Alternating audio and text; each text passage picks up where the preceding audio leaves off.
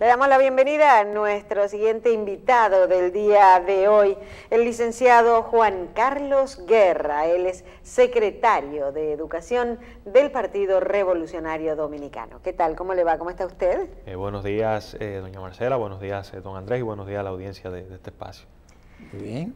Bueno, usted tiene una canal importante, porque secretario de Educación de un partido donde tenemos tantos problemas con la educación nacional que se están resolviendo y que tenemos, por ejemplo, en el tema de la educación media y básica, tenemos 4% de educación, tenemos muchas aulas, muchas escuelas, perdón, esto es diferente.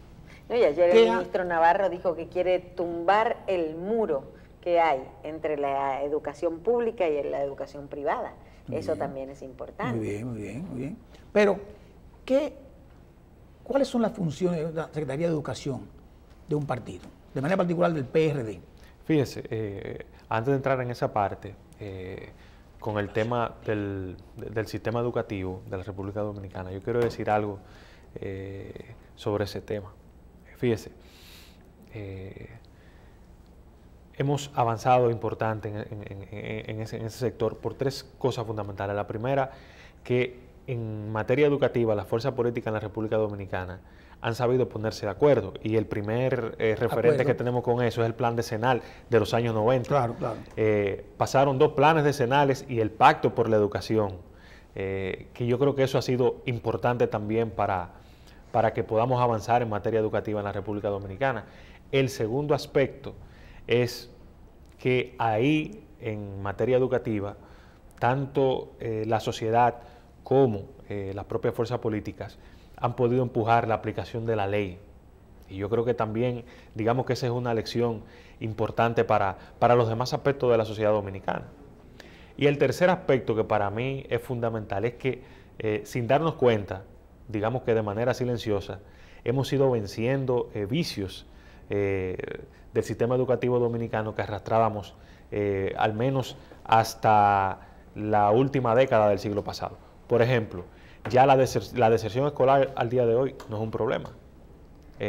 La cobertura escolar tampoco es un problema a día de hoy. Ya entonces estamos entrando en una segunda fase en el ámbito educativo, que tiene que ver necesariamente con la mejora de la calidad de la enseñanza.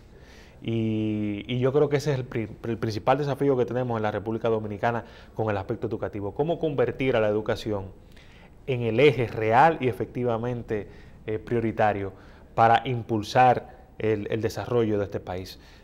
Yo quisiera ver, por ejemplo, y debemos caminar hacia ahí, que tengamos profesores que se manejen con fluidez en inglés y en español, que tengamos un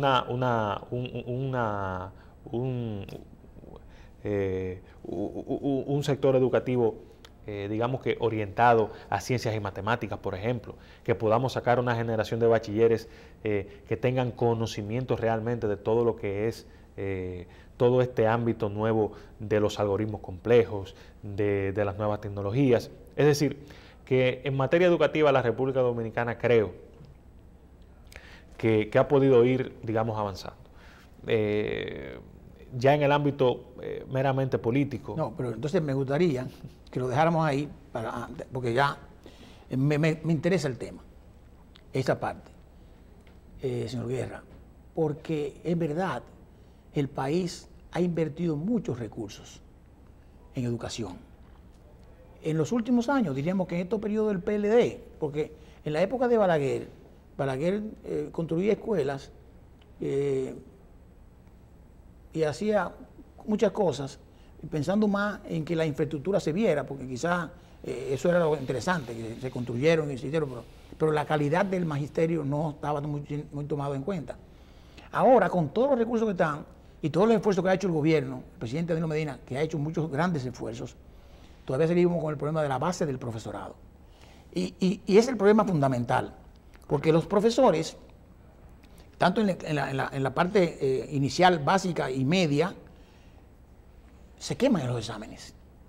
Y los profesores a nivel universitario se queman en los exámenes. Porque hemos visto que en la UAS iban a contratar a unos profesores para el área de educación y la mayoría se quemaron en las pruebas.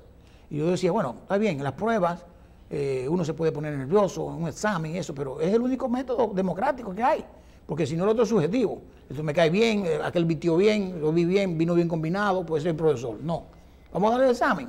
Entonces, ¿qué usted cree que podemos hacer con un nivel de profesorado malo que producen bachilleres malos y profesionales malos? Los estudiantes, nosotros que entrevistamos gente constantemente para una cosa u otra, para trabajo, para una referencia para algo, vemos como los jóvenes de ahora hablan con falta de ortografía. No que escriben, ¿no? Hablan con falta de ortografía. Y si usted ve el currículum cuando lo llenan, dice, ¿qué es esto, señores? No saben ni llenar un currículum primero. Y hay estándares ahí en internet que te dicen cómo lo llenan y todo esto. Y usted me pone un profesional que me pone, yo trabajé en tal sitio, pero no le pone desde cuándo hasta cuándo. Porque eso es lo que yo quiero saber para saber cuál es tu estabilidad laboral, entre otras cosas. ¿Qué hacemos? Una nota jocosa. Yo recuerdo ver un currículum de alguien que me llevó que decía que, además de licenciatura y demás, tenía una maestría. Y lo escribí. ¿Una maestría? Una maestría. Entonces, digo, bueno. Él era maestro, además. Entonces, ¿qué pasa con eso? Y qué bueno que usted lo enfoca de esa manera. Cuando el país ha participado en las pruebas PISA, las calificaciones nuestras han sido muy bajitas, claro, en cualquiera de los 4 ámbitos que ellos miden. Evalúen, sí. Y realmente no podemos pedir que el país esté en calificaciones o que vaya creciendo en calificaciones en esas pruebas que son, digamos que, un medidor esencial para ver cómo va avanzando la educación, si la calidad de la docencia es baja, porque el estudiante es una consecuencia de la calidad de quien le enseña. Entonces, yo creo que ahora, en esta etapa, tenemos Primero fueron las infraestructuras. Correcto. Ahora tenemos que enfocarnos precisamente en la calidad. ¿Cómo llenarla? Miren, hay que tomar decisiones políticas. Yo pienso que el gobierno tiene que tomar el toro por los cuernos en ese aspecto. ¿Por qué? Porque a veces hay la decisión política de mejorar, digamos que la red de profesores en la República Dominicana, pero nos chocamos con una asociación dominicana de profesores que a veces entorpece ese tipo de proceso, que hay resistencia a esos cambios. Porque no quieren calidad. Correctamente. Y yo me atrevo a decir, sin temor a equivocarme, que si se hace una evaluación profunda de toda la matrícula docente en la República Dominicana, yo creo que la mitad no están aptos para digamos que, incentivar el conocimiento de los estudiantes, porque no conocen las herramientas de comunicación del día de hoy. Es decir, que yo creo que en ese aspecto, para mejorar la calidad de la enseñanza, hace falta necesariamente la voluntad política de llevar a cabo una serie de cambios estructurales en la formación de los maestros y en cómo esos maestros entran al sistema educativo dominicano. Eso se comenzó dando becas para los jóvenes que quisieran estudiar la carrera de educación. ¿Eso lo ve bien usted? Que se daban becas en la Universidad Autónoma de Santo Domingo para los que quisieran estudiar, más facilidades, digamos. Claro, ese aspecto digamos que es importante y se valora, pero yo me hago la pregunta.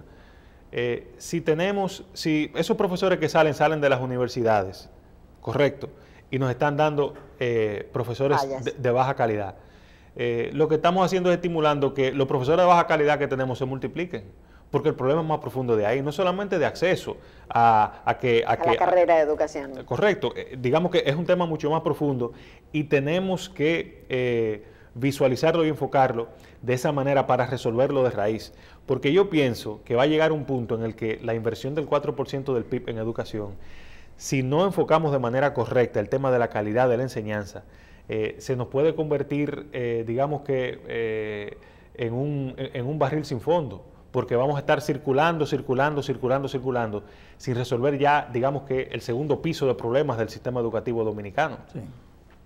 Pero bueno, hubo un tema, por ejemplo, que el presidente de la República decidió, vía el ministro de Educación, de que se iban a contratar profesores extranjeros de Cuba y otras naciones, Venezuela, para apoyar el plan de capacitación de los profesores. Y la ADP se opuso. Bueno, y tenemos modelos en ese sentido, por ejemplo, en el caso de Singapur. Singapur, digamos que fue de las primeras naciones en el mundo que montó su modelo educativo en base a la importación, a lo que se llama importación de maestros. La India también montó su modelo educativo en base a esa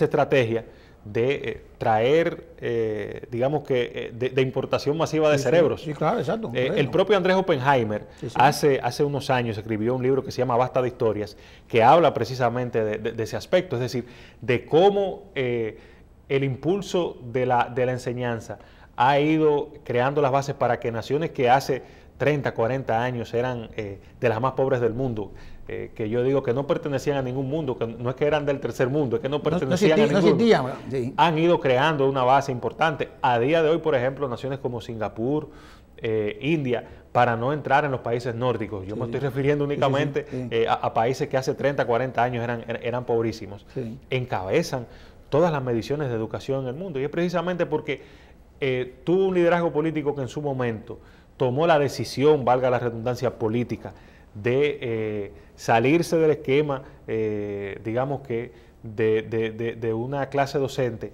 que se resiste a los cambios, que es natural.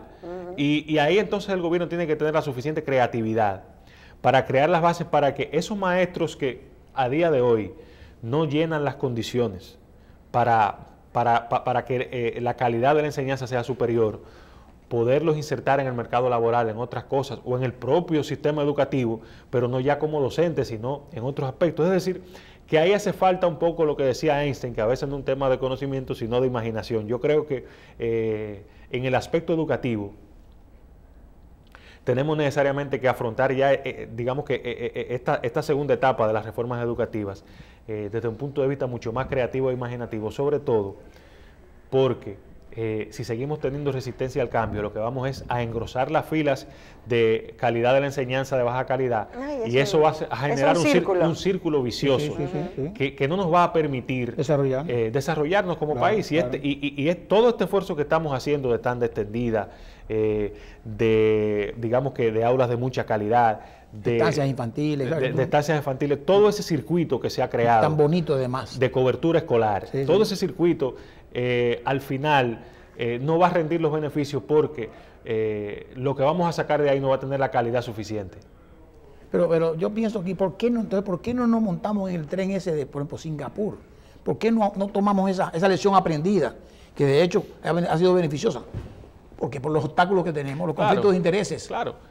Los mismos gremios. Digamos que sin mezclar temas es un poco lo que pasa con el transporte también. Es decir, que los intereses creados... Hay muchos frenos. Correcto, los intereses creados se entorpecen y a veces la tendencia a que no tenga un efecto electoral, cualquier decisión que se vaya a tomar, entonces frena muchas cosas. Y yo creo que ahí toda la fuerza política tiene que hacer un esfuerzo para que todo lo que tiene que ver con la calidad de la enseñanza sea sacado del debate electoralista, no del debate político, porque a veces no conviene que se politicen los temas.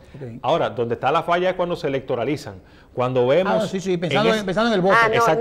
No voy a sacar a tantos maestros que no sirven como maestros porque me va a venir mal en cuanto a las votaciones presidenciales. Porque me va a crear una situación que no me conviene, y esa es una falla que nos ha afectado a todos los políticos en la República Dominicana, y con ese tema yo creo que tenemos que hacer un esfuerzo para que podamos decir en 10, 20 años que lo que se inició a principios de esta década nos va a servir para colocar a la República Dominicana ya como una de las economías más fuertes de la región, que de hecho la República Dominicana es la 9ª economía de la región y la primera economía del Caribe.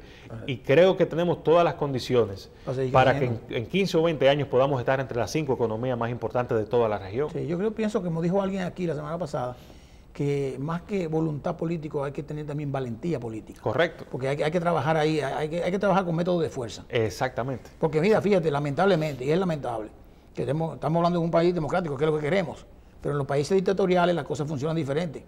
Y quizá a veces hay desarrollo, aunque hay un costo social bastante importante, como ocurrió en Chile, que Pinochet, pues mató muchísima gente y bueno, por el país, mira, creció, pero no queremos eso.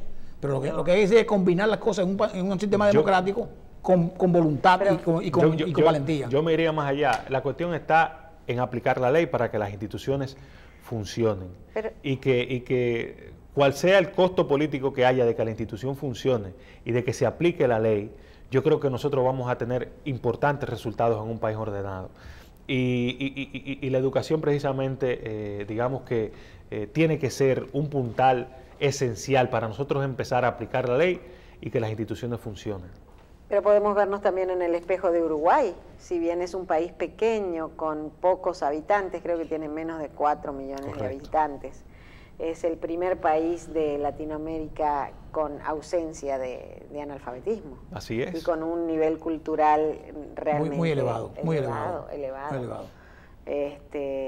Y también hay ciertas, como usted decía, hablaban de voluntad política y de populismo educacional, donde yo he visto, claro, yo he visto en Argentina, por ejemplo, en Argentina también había un nivel cultural superior quizás al resto de América Latina, pero ahí entraron una tablet para cada alumno, entraron un montón de cosas y el populismo y que tiene que ver también con lo electoral, hizo que hoy por hoy la educación argentina no sea lo que era. Yo me atrevo a no fallar en decir que si estudiamos a toda la matrícula de profesores y vemos cuáles están en capacidad de hablar inglés de manera fluida, yo creo que va a ser muy poco. Y es más, me atrevo a decir que si lo profundizamos un poquito más e investigamos cuántos profesores preparan sus clases, el día antes, tomando como herramienta las herramientas que toman hoy todos los estudiantes, que es el internet, ir ahí a buscar sus datos. ¿Cuántos? Sí. Yo me atrevo a decir que son muy poquitos también. Y eso, que estamos hace mucho ya, la última generación de profesionales en la República Dominicana se ha hecho sin ir a una biblioteca, físicamente, virtual. Y si van es a juntarse, a abrir una computadora y a buscar la información en internet.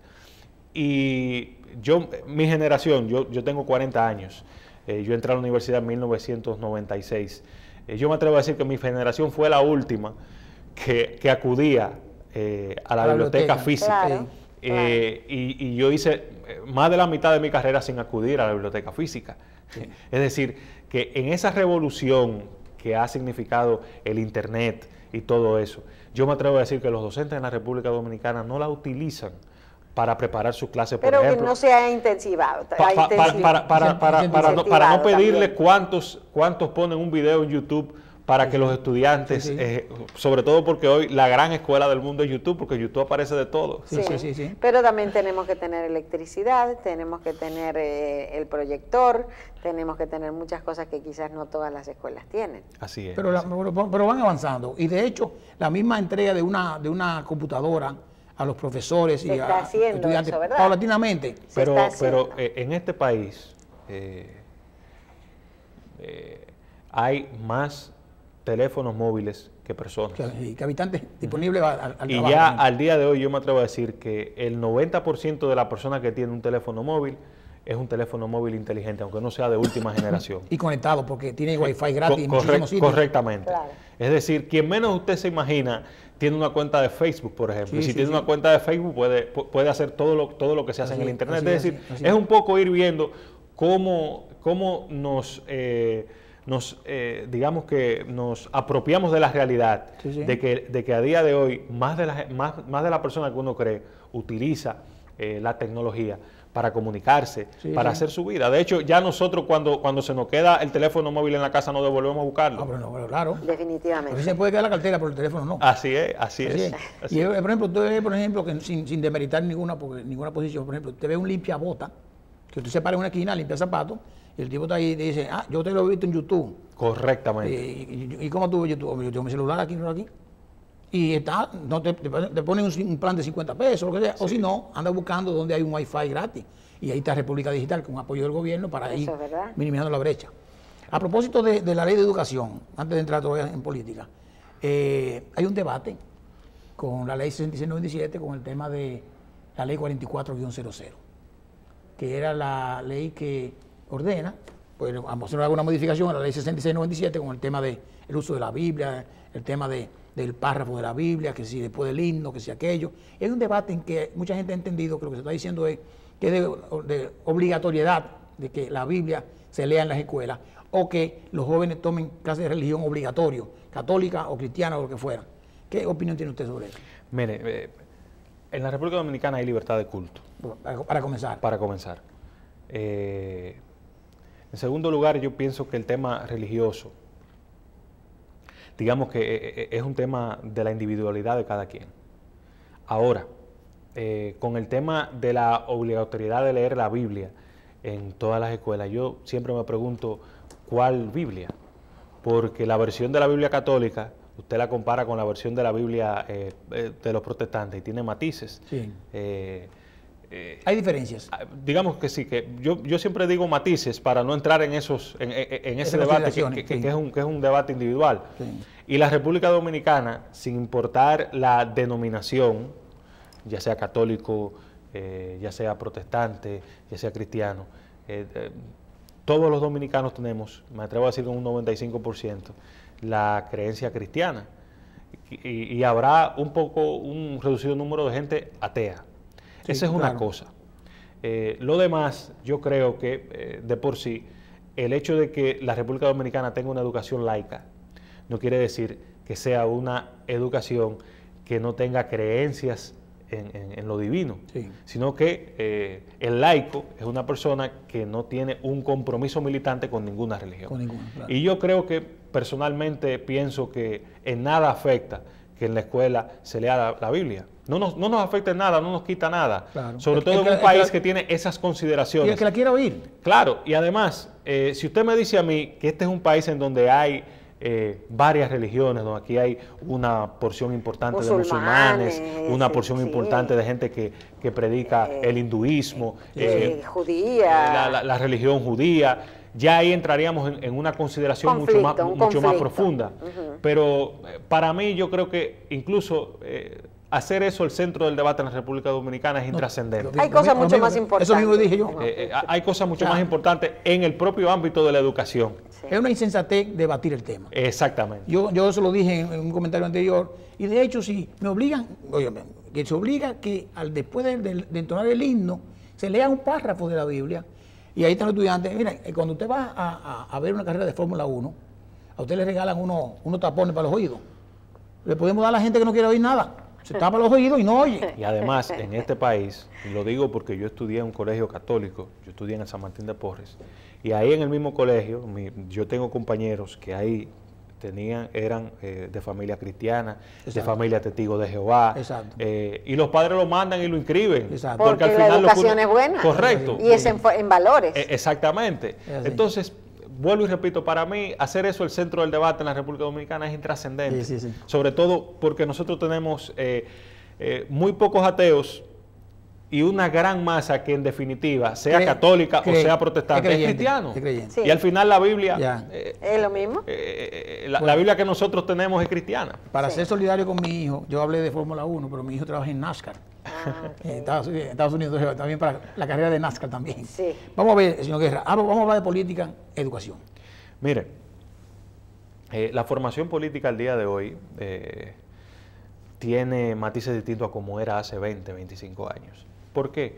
Porque el peso de las ideologías como tal, digamos que ha sufrido transformaciones, porque el mundo de hoy no es una expresión, las ideologías como las conocemos son una expresión de la revolución industrial, pero la revolución tecnológica no ha creado todavía, digamos que no ha tenido el tiempo de ir creando a su alrededor ideologías políticas importantes. Y yo le pongo un caso. Usted puede ser de derecha o de izquierda, pero todo el que sea de derecha o de izquierda tiene necesariamente que estar en contra del terrorismo, por ejemplo, porque nadie quiere que maten seres humanos. Usted puede ser de derecha o de izquierda, pero todo el que es de derecha o de izquierda tiene que estar, digamos que, en contra de que un conflicto termonuclear arrase a la especie humana. Es decir, para entrar ya, digamos, en los temas amplios, pero ¿cómo enfrenta un hombre de derecha o de izquierda el tema de digamos que la pornografía infantil, tanto que ahora son digamos que de los vicios que traen las nuevas tecnologías, el incentivo a ese tipo de prácticas. Es decir, ya la formación política hoy está más orientada a crear dirigentes políticos con la capacidad, no solamente de ganar elecciones, de ser candidatos eficientes, sino también de gobernar bien. Porque ya en estos tiempos los partidos políticos se preparan para gobernar, no para asaltar el poder, es para gobernar y para ganarlo en base a una elección democrática. Entonces, toda formación política tiene que ir orientada básicamente a construir campañas electorales eficientes, a difundir ideas útiles para la gente y tercero, que es lo más importante, gobernar bien y hacer un buen ejercicio de la administración pública. Y en el Partido Revolucionario Dominicano nos estamos, digamos que, preparando para ese tema. Estamos ahora precisamente en todo el proceso de adecuarnos a lo que establece la nueva ley de partidos. De hecho, ya nosotros hicimos nuestra adecuación estatutaria a la ley de partidos. Estamos ahora formando a nuestros delegados ante las juntas municipales. Hace 2 semanas hicimos un taller con la Secretaría de Asuntos Electorales y la Secretaría de Organización conjunto, con todos nuestros delegados en las juntas municipales para enseñarles la nueva ley de partidos, porque esa ley es la Biblia de los políticos en la República Dominicana. Y tenemos que conocerla a profundidad, que yo pienso que la distracción que hemos tenido con el tema de las primarias, de si abiertas y cerradas, no nos ha permitido ver todas las cosas que trae esa ley, que le da un cambio importante a la forma de hacer política en la República Dominicana.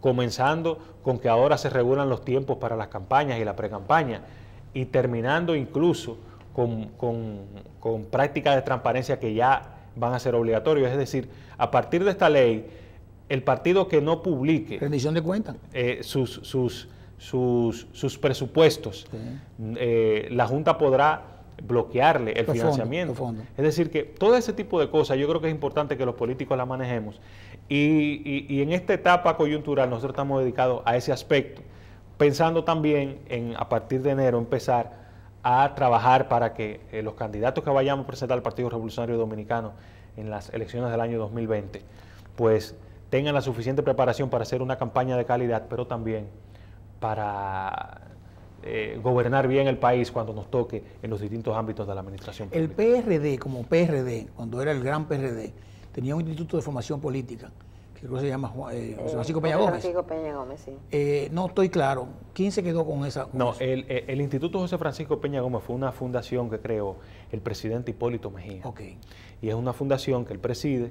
Lo que pasa que en el momento que nació, el presidente Hipólito Mejía pertenecía al PRD y el partido incluso fue la época en que no teníamos local. Acuérdense que cuando sale Atoy de Camps se queda con el local de la Bolívar y nosotros hasta que nos construyeron el local de la Churchill estábamos haciendo toda la vida política del partido desde el Instituto de Formación Política José Francisco Peña Gómez y por eso se quedó siempre en la mente de la gente que eso pertenecía al PRD. Ok, pero ustedes como entidad tienen una área para formación. Un centro de formación. Claro. Nosotros ahora estamos desde la Casa Nacional, estamos constantemente haciendo formación. Ayer, por ejemplo, teníamos un taller con los frentes de masa, con todo lo que es el tema de la adecuación electoral del partido. Es decir, hemos ido haciendo cosas a lo interno del partido porque es importante que podamos digamos que tener un cuerpo de dirigentes políticos que tengan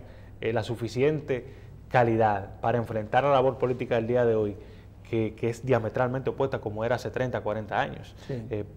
Comenzando con que ya los políticos no tienen que reunirse en un carrito para conspirar. Ya los políticos podemos decir todo y de todo, y de hecho lo decimos, sobre todo no por los medios de comunicación, sino por las redes sociales. Y la democracia, esa es democracia. Claro. Eso es lo que decía al principio, democracia interna. Gracias a Dios. ¿Para qué? Para poder hablar, ¿no? Y además estar en contra necesariamente de los líderes. Así es. Porque hay gente que no necesariamente puede estar acorde con lo que diga Miguel Vargas Maldonado, y eso es permitido en los partidos. Claro.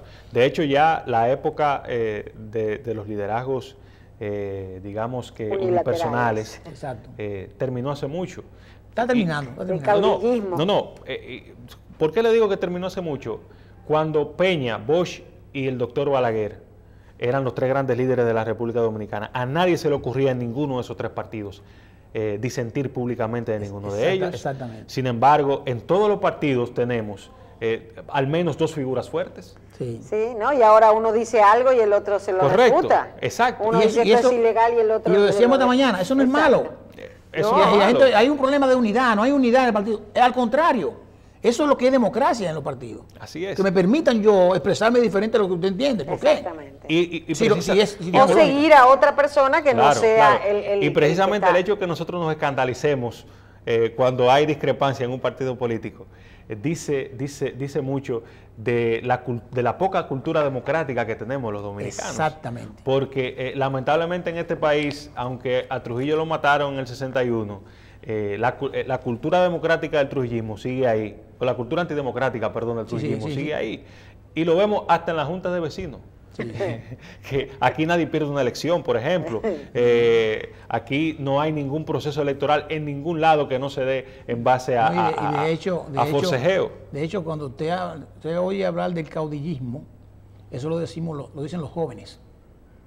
Pero cuando llegan a viejos, son caudillos. Así es, así es, así es, así es. No es fácil, no es fácil. Porque es una cultura que tenemos que es desmontar. bonito el Claro, cabrito. claro. Es así. Hablamos ahorita en sentido general de la calidad de la gente de la educación. Vamos ahora a llevarnos a lo particular.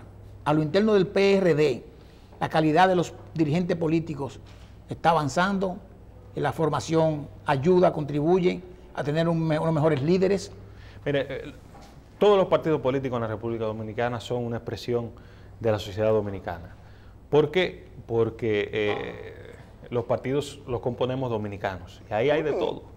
Hay gente con calidad, hay gente con poca calidad, hay gente que ve en la política un canal para servir, hay gente que ve en la política un canal para servirse y yo creo que digamos que la clave en todo esto está en que lo que vemos en la política un canal para servir, para promover ideas, para construir nación, pues digamos que tengamos mucho más activismo, que seamos mucho más proactivos, porque a veces nos quejamos mucho de que en la política prevalece mucho el que va a servirse de ella, pero también es verdad que los que no vemos la política como un medio para servirnos de ella, a veces somos muy pasivos, a veces nos damos el paso al frente, a veces pensamos que la gente solamente por la calidad de nuestras ideas nos va a seguir y no tenemos un ejercicio activo mucho más fuerte. Y yo creo que se trata un poco de eso, de ir prevaleciendo poco a poco. Muy bien.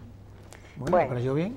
Realmente es un joven que promete, Sí, promete en la así es, política. así Qué es. bueno. Me encanta ver gente tan joven, tan preparada y con tanta seguridad en sus conocimientos. 40 años, son muchachos todavía. Casi la edad mía. ¿Cómo? ¿Eh? ¿Qué? Me confundí. Ah, ok. Muchísimas gracias. Le damos al licenciado Juan Carlos Guerra, el secretario de Educación del Partido Revolucionario Dominicano. Deseamos mucha suerte en su ejecutoria y en el partido. Muchas Y en su gracias. carrera profesional también. Muchas Claro gracias. que sí. Muchísimas gracias.